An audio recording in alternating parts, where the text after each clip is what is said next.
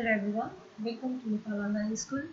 आज हामी concept of normal and abnormal कस्तो कन्डिसन कस्तो पिपललाई नर्मल पिपल भन्ने र कस्तो पिपललाई चाहिँ हामी एबनर्मल पिपल भन्ने कुरामा चाहिँ डिस्कसन गर्न गइरहेको छौँ। जस्तै अब साइकेट्रिक पेसेन्ट वा मेन्टली इल पेसेन्टले चाहिँ एबनर्मल खालको बिहेभियर देखाउनुहुन्छ भनेर जुन हामीले भनिरहेको छौँ। एबनर्मल बिहेभियर र नर्मल बिहेभियर भनेको कस्तो खालको बिहेभियरलाई चाहिँ एबनर्मल भन्ने र कस्तो खालको बिहेभियरलाई चाहिँ नर्मल भन्ने कुरामा चाहिँ एकदमै धेरै कन्फ्लिक्ट छ अझै पनि। तर पनि सर्टेन फ्याक्टर्सहरू छन् जुन फ्याक्टर्सले चाहिँ यो बिहेभियरलाई वा यस्तो खालको बिहेभियरलाई चाहिँ हामीले नर्मल मान्छौँ वा यस्तो खालको बिहेभियरलाई चाहिँ हामी एबनर्मल मान्छौँ भन्दा चाहिँ त्यो सर्टेन कन्सेप्टहरू हेरौँ है त। फर्स्टमा concept of normality according to medical model. Medically एउटा पर्सन कसरी नर्मल छ भनेर भनेको छ। It considers organic pathology as the definite cause for mental disorder. कुनै पनि अर्गानिक प्याथोलोजी छ, यदि कुनै पनि अर्गानिजमले गर्दाखेरि चाहिँ हाम्रो मेन्टल डिसअर्डर मेन्टल इलनेस भएको छ भने त्यो पर्सनलाई चाहिँ मेन्टली इल भनेर भनिन्छ। कुनै पनि अर्गानिक प्याथोलोजीहरूले गर्दाखेरि आइदर ब्याक्टेरिया, भाइरस, फङ्गाई, प्रोटोजोआ, कुनै पनि इन्फेक्सियस अर्गानिजमले गर्दाखेरि चाहिँ यदि हामीलाई मेन्टल डिसअर्डर्स प्रेजेन्ट छ भने त्यो पर्सन के भयो, नर्मल भएन। Abnormal people are those who have disturbances in thought, perception and psychomotor activities. सँगसँगै यदि कुनै पनि एउटा इन्डिभिजुअलको थटमा डिस्टर्बेन्सेस छ, उसको पर्सेप्सनमा डिस्टर्बेन्सेस छ वा उसले जति पनि गर्ने साइकोमोटर एक्टिभिटिजहरू छ त्यसमा डिस्टर्बेन्सेस छ भने त्यो पर्सनलाई एबनर्मल भनिन्छ। Normal are those who are free from this disturbances. Normal people भनेको को, जसको चाहिँ थटमा कुनै पनि खालको डिस्टर्बेन्सेसहरू छैन, पर्सेप्सनमा जस्तै इल्युजन, हेलुसिनेसनहरू त्यसमा डिस्टर्बेन्सेसहरू छैन वा साइकोमोटर एक्टिभिटिजहरूमा डिस्टर्बेन्सेस छैन भने त्यो पर्सनलाई हामी नर्मल भन्छौँ according to medical model. Next is statistical model. It involves the analysis of response on a test or a questionnaire or observations of some particular behavioral variables। जस्तै यसमा एडप्टिभ बिहेभियर टेस्टहरू गरिन सकिन्छ हैन। त्यो टेस्टहरूमा यदि कुनै पनि स्ट्याटिस्टिकल भेरिएसन आयो, जुन नर्मल स्ट्यान्डर्ड सेट गरेको छ, त्यो नर्मल स्ट्यान्डर्ड भन्दा डेभिट भएर कुनै पनि स्ट्याटिस्टिकल भ्यालु त्यसको डिफ्रेन्ट आयो भने त्यो कन्डिसनलाई चाहिँ के भनिन्छ, एउटा स्ट्याटिस्टिकल मोडलबाट चाहिँ त्यो कन्डिसनलाई एउटा पर्सन नर्मल छैन भनेर बुझिन्छ। यदि त्यो स्ट्यान्डर्ड नर्म्स भन्दा उसको जुन टेस्ट गरिएको छ त्यो टेस्टमा चाहिँ स्ट्यान्डर्ड नर्म्स वा स्ट्यान्डर्ड डेभिएसन भन्दा चाहिँ कुनै पनि चेन्जेस आयो भने है, यो अकर्डिङ टु स्ट्याटिस्टिकल मोडल। त्यसपछि अर्को भनेको socio cultural model. Socio cultural मोडलमा अब जस्तै कुनै पनि beliefs, norms, taboos, values of society यदि कुनै पनि इन्डिभिजुअलले त्यसलाई एक्सेप्ट गर्न सक्छ भने he is normal, he or she is normal.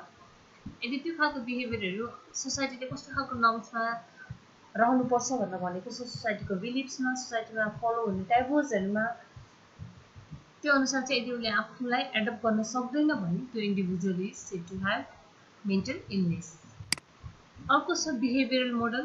Behaviour मोडलमा एडप्टिभ बिहेभियर, यदि कुनै इन्डिभिजुअलले एडप्टिभ बिहेभियर गर्नुभएको छ वा जति पनि लाइफमा कुनै पनि कन्डिसन आउन सक्छ, त्यो कन्डिसनमा चाहिँ यदि आफूलाई हामी बिहेभियर मोडलमा छौँ। यदि कुनै पनि एउटा इन्डिभिजुअलमा एडप्टिभ बिहेभियर छ वा उसले सोसाइटीमा भएको नर्म्स, भ्यालुजहरूलाई एडप्ट गर्न सक्छ वा कुनै पनि कन्डिसन आफूलाई आयो भने, कुनै पनि सिचुएसन आयो भने त्यो सिचुएसनलाई उसले इजिली एडप्ट गरेर चाहिँ त्यसलाई फलो गर्न सक्छ भने के भयो, एउटा नर्मल पिपल भयो वा नर्मालिटीमा ऊ पर्यो। तर यदि उसको माल एडप्टिभ बिहेभियर छ, त्यो बिहेभियर जुन सोसाइटीको पर्सनले, कम्युनिटीको पर्सनले वा एउटा आफ्नो इन्डिभिजुअल फ्यामिलीले नै एक्सेप्ट गर्न नसक्ने खालको बिहेभियर यदि उसमा प्रेजेन्ट छ भने त्यो बिहेभियरले गर्दाखेरि ऊ सँगसँगै उसको फ्यामिली मेम्बर्स, कम्युनिटीलाई पनि एफेक्ट पार्छ भने that is mall adaptive behaviour. र बिहेभियर मोडलको अनुसार के छ, कुनै इन्डिभिजुअलमा यदि एडप्टिभ बिहेभियर छ भने हि इज नर्मल, कुनै इन्डिभिजुअलमा माल एडप्टिभ बिहेभियरहरू छ भने he or she is said to have mental illness. अर्को मोडल छ mental health model. According to Jahoda 1958, deviation from the following criteria is abnormal.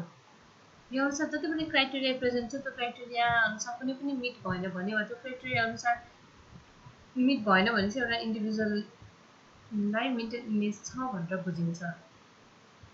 The absence of mental illness, कुनै पनि mental illness उसमा present हुनु भएन, उसमा normal person हो भनेर भन्नको लागि realistic self perception and contact with reality, एउटा इन्डिभिजुअल चाहिँ रियलिस्टिक हुन पर्यो, उसको चाहिँ कन्ट्याक्ट विथ रियालिटी हुनु पर्यो, यो कुरा रियल हो भनेर चाहिँ एकदम सेल्फ पर्सेप्सन उसमा प्रेजेन्ट हुन पर्यो। अर्को भनेको strong sense of identity and positive self steam, आफ्नो पोजिटिभ सेल्फ स्टिम उसले डेभलप गर्नुपर्ने हुन्छ, उसमा चाहिँ आफ्नो सेन्स अफ आइडेन्टिटी उसमा स्ट्रङ प्रेजेन्ट हुनुपर्ने हुन्छ। म को हो, के काम के काम गर्नको लागि आएको छु, वा मैले के काम गर्नुपर्ने हुन्छ, मेरो रेस्पोन्सिबिलिटिजहरू के हो, त्यो उसलाई थाहा हुनुपर्ने हुन्छ। सँगसँगै अटोनोमी एन्ड इन्डिपेन्डेन्स, यदि कुनै पर्सन नर्मल छ भने हो अटोनोमी हुनु पर्यो र इन्डिपेन्डेन्स हुन पर्यो। अर्को छ ability to maintain healthy interpersonal relationship, आफ्नो इन्टरपर्सनल रिलेसनसिप हेल्दी बनाउनु पर्ने हुन्छ, वा कुनै पनि रिलेसनसिपमा यदि ऊ छ भने त्यो रिलेसनसिपहरूलाई उसले एकदम फुल्ली मेन्टेन गर्नुपर्ने हुन्छ, आइदर त्यो फ्यामिली फ्रेन्डसँग होस् वा आफ्नो लभ वानसँग होस् वा कम्युनिटीसँग होस्। अर्को भनेको ability to cope with stressful situation, कुनै पनि स्ट्रेसफुल सिचुएसनसँग चाहिँ उसले इजिली कोप गर्न सक्नुपर्ने हुन्छ। अर्को भनेको capacity for personal growth and self actualization, उसले चाहिँ आफ्नो पर्सनल ग्रोथको लागि कुनै पनि स्किल्सहरू सिक्न सक्ने वा आफूलाई पर्सनल ग्रोथ गराउने खालको एक्टिभिटिजहरूमा चाहिँ आफूले इन्भल्भ गरेर त्यो क्यापेसिटी चाहिँ उसमा डेभलप गर्नु। यदि यो सबै बिहेभियर्सहरू जति पनि डिस्टर्ब गरिएको छ, यदि त्यो सबै एउटा इन्डिभिजुअलमा प्रेजेन्ट छ भने एउटा इन्डिभिजुअल चाहिँ नर्मल छ भनेर बुझिन्छ। त्यो त थियो नर्मल र एबनर्मल कसरी थाहा पाउने, नर्मल बिहेभियर र एबनर्मल बिहेभियर कसरी थाहा पाउने, वा नर्मालिटीको कन्सेप्ट कस्तो थियो भन्ने कुरा हामीले भर्खरै पढ्यौँ भने अब हामी जान्छौँ characteristics of mentally healthy person. यो भनेको नर्मल एउटा पर्सनको क्यारेक्टरिस्टिक्स कस्तो हुनुपर्छ वा मेन्टली हेल्दी पर्सनको क्यारेक्टरिस्टिक्स कस्तो हुनुपर्छ।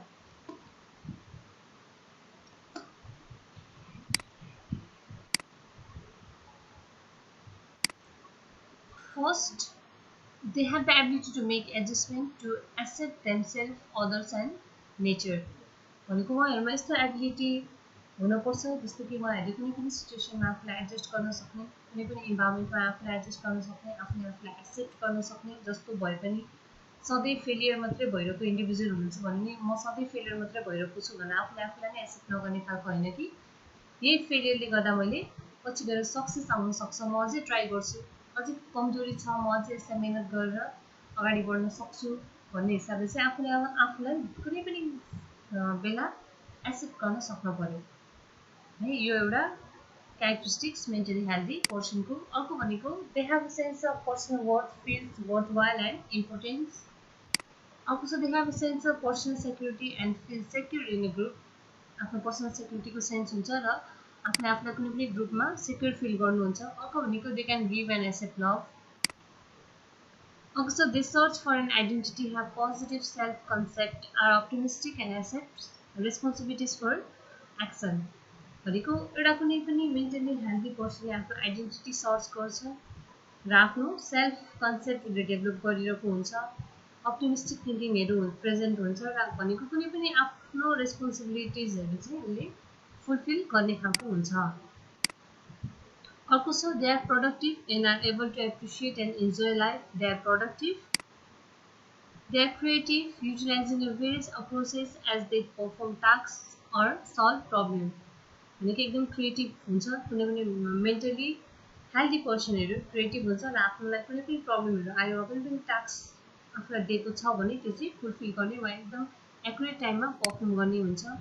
They appreciate and respect rights of other, आफू सँगसँगै अरू पर्सनको पनि राइट्स भनेको इक्वली इम्पोर्टेन्ट हुन्छ भनेर अरूको राइट्सलाई एप्रिसिएट गर्नु, रेस्पेक्ट गर्नु। They show emotional maturity and develop capacity to tolerate frustrations and disappointment in his daily life.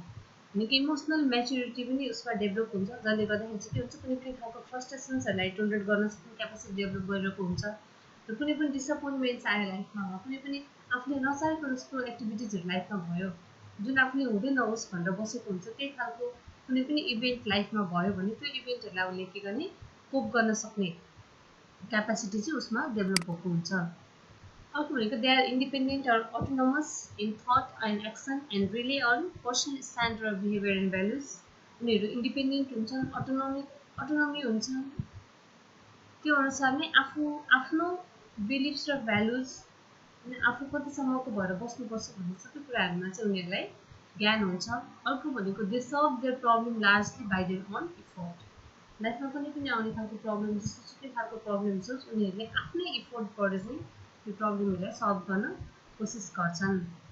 यो चाहिँ सबै characteristics of mentally healthy person. जति हामीले नर्मल कन्सेप्ट अफ नर्मालिटीमा डिल गऱ्यौँ, जस्तै अब त्यसमा हामीले डिफ्रेन्ट स्ट्याटिस्टिकल मोडलबाट हेऱ्यौँ होइन। अर्को भनेको जस्तै त्यसमा चाहिँ हामीले कुनै पनि मेडिकल मोडलबाट हेऱ्यौँ अनि बिहेभियर मोडलबाट हेऱ्यौँ।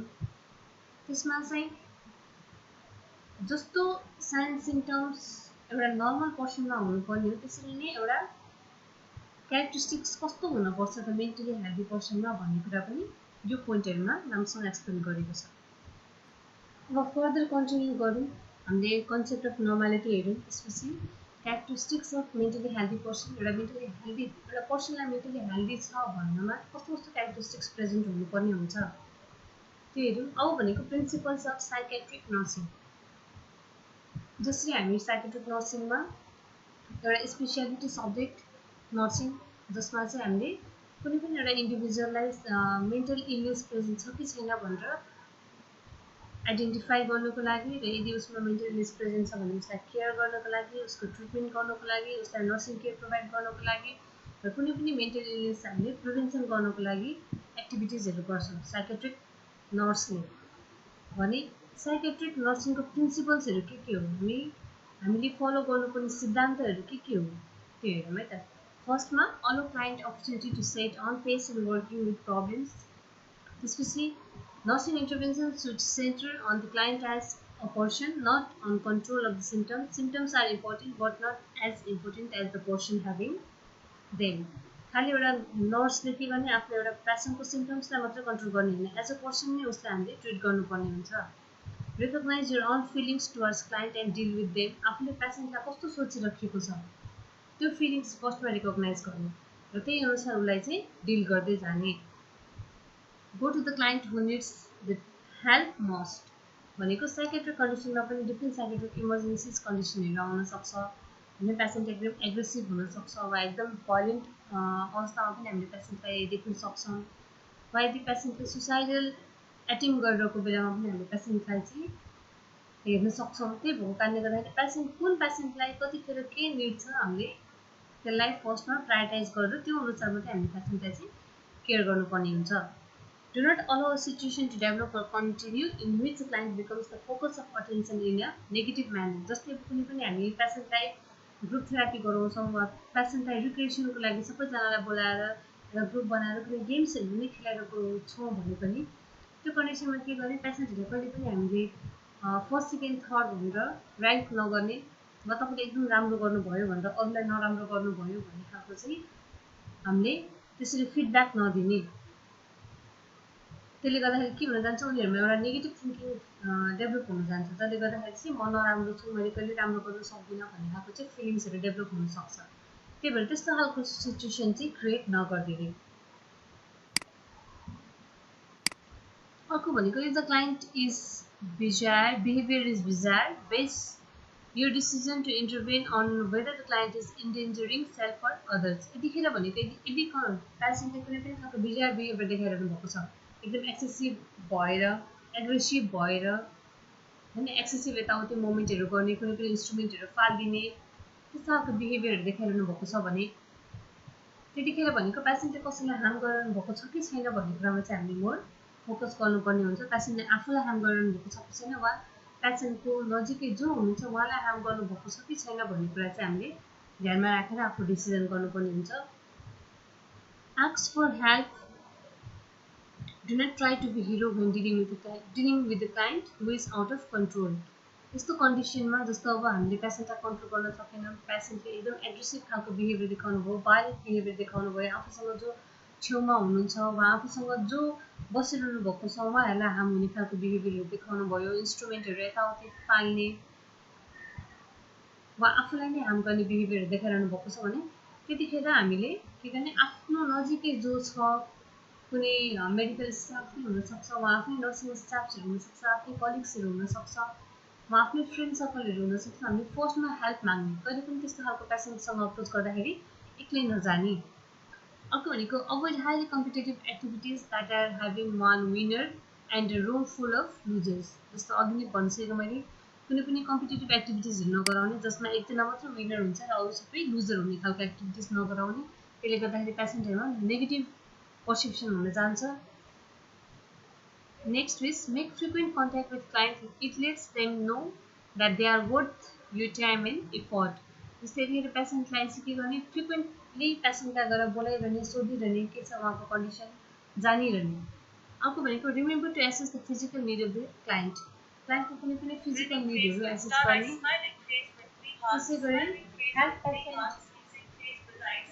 Patient move at the client pace and त्यसै गरी help patient move at the client's pace and ability अर्को छ suggesting requesting and asking work better than commanding भनेको पेसेन्टलाई कहिले पनि यो गर्नुहोस् त्यो गर्नुहोस् नभन्ने कि रिक्वेस्ट गर्ने सजेस्ट गर्ने मलाई तपाईँले यसो गर्दा राम्रो हुन्थ्यो रिक्वेस्ट गर्ने आज यस्तो गरिदिनुहोस् तपाईँले यस्तो गर्नुहुन्छ भनेर सोध्ने कहिले पनि तपाईँ यस्तो गर्नुहोस् भनेर कमान्ड नगर्ने be honest with the client यो सबै भनेको प्रिन्सिपल्स अफ साइकेट्रिक नर्सिङ हामीले यो प्रिन्सिपल फलो गरेर एउटा साइकेट्रिक पेसेन्टलाई चाहिँ केयर